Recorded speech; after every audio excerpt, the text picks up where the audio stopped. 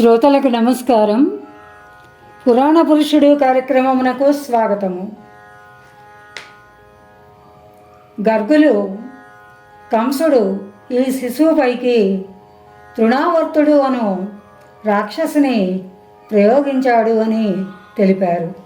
అప్పుడు నందుడు ఇలా అడిగాడు, ఈ శిశువు ఇచ్చట పెరుగుతున్నాడని కంసునికి తెలుసా? గర్గులు, తెలియదు. ఈ పిశాచములకు మాత్రము తెలియను. ఇతడును చనిపోయాను కనుక నీకా భయము లేదు. నందుడు, కంసుడు ఇంకొక పిశాచమును ప్రయోగింపడని నమ్మకమేమి? మనము ఈ తావు విడిచి మరి యొక్క ప్రదేశమునకు వలసపోయినచో ఎలా ఉంటుంది? గర్గులు, ఈ పిశాచములు అచ్చటికి రావని చెప్పలేము కదా.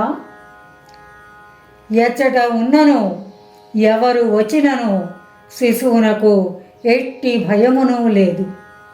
నా మాట మీద మీరు నిశ్చింతగా ఉండవచ్చును. అందరూ బాలకునితో యశోదను వారి ఇంటి లోపలికి సురక్షితముగా సాగనంపి తమ తమ గృహములకు వెళ్ళారు. ఆ రాత్రి ఎవరి ఇంటిలో వారు తలుపులను భద్రముగా బిగించుకొని తమ బిడ్డలను దగ్గరగా పరుండబెట్టుకొని వారిపై చేయి ఉంచి నిద్రించారు. నిద్రలో కొందరు సుడిగాలి సుడిగాలి అని కలవరించారు. పిల్లలు నిద్రలో ఏవో రూపములు చూచి లేచి ఇంటిలో పరవళ్ళు త్రొక్కుతూ బూచి బూచి అని కేకలు పెట్టారు. మరునాడు ఉదయమున గర్గులు కాత్యాయనీదేవి ఆలయము నుండి పుష్పములు తీసుకొని వచ్చి మంత్రించి అందరి ముంగిళ్ళ యందును ద్వారబంధముల ముందు చల్లారు. గోవర్ధనగిరికి తూర్పు దిక్కుగా వ్రజకుంజము అను గ్రామము ఉంది. ఆ గ్రామమునకు చుట్టూను కొండ నుండి దిగువకు ఏటవాలుగా పొన్న చెట్లు కడిమి చెట్లు గుబురులుగా పెరిగి ఉన్నాయి.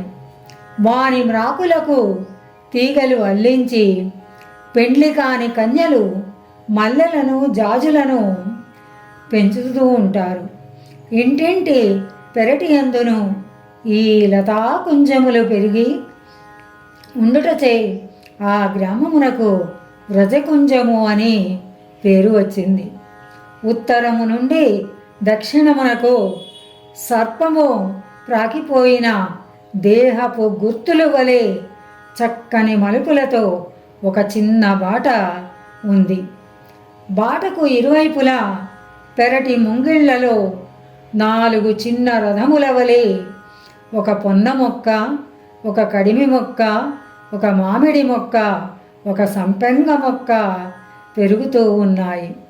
ఆ పెరటిలో చంద్రకాంతములు, నందివర్ధనములు, దొంతర మల్లెలు, గిరిమల్లె మొక్కలు అందెందు పూచిన పుష్పములతో మనోహరములై ఉన్నాయి.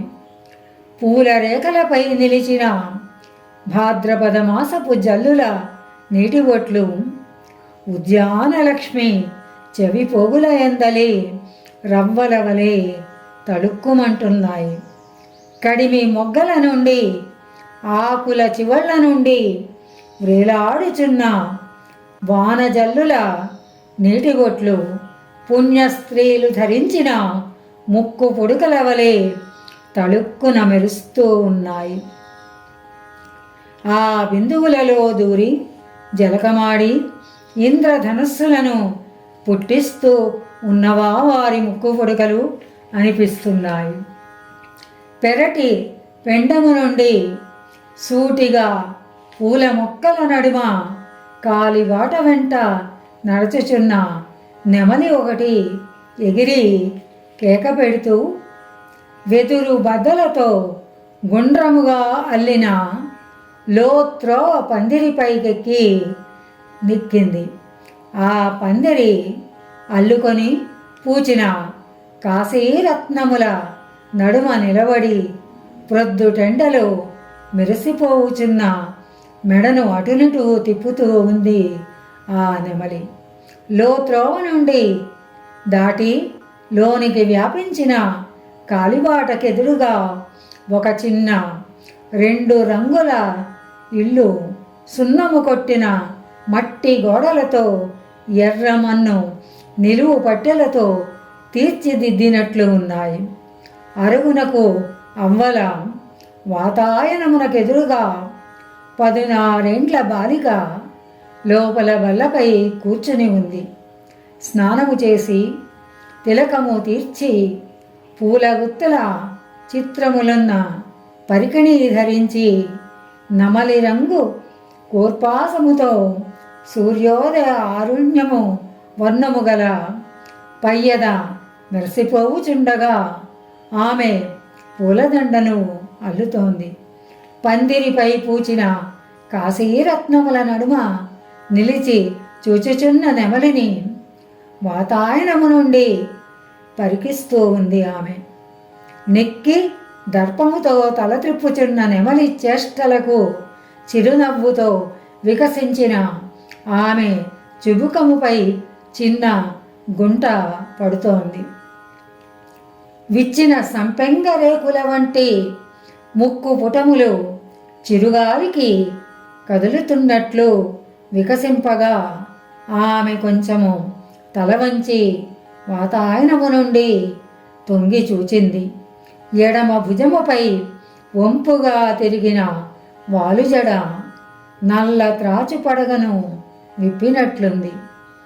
పెండము తలుపు తీసి లోపల ప్రవేశించి మరల పెండము బిగించి లోనికి వచ్చుచున్న శతగోపుడు వాతాయనము నుండి పుత్రికను చూచి నవ్వాడు. ఆ నవ్వునకు అతని గడ్డము క్రింది భాగము సూర్యరశ్మిలో ఉసిరిక పండు వలె కనిపించింది. స్వస్తి సశేషము. మన మోహనవాణి కార్యక్రమాలు మీకు నచ్చినట్లయితే వెంటనే ఒక లైక్ చేయండి, అలాగే కామెంట్ చేయండి, ఎక్కువ మందికి షేర్ చేయండి. సబ్స్క్రైబ్ చేసుకోకపోతే వెంటనే మన ఛానల్కి ఇప్పుడే సబ్స్క్రైబ్ చేసుకోండి. ధన్యవాదాలు.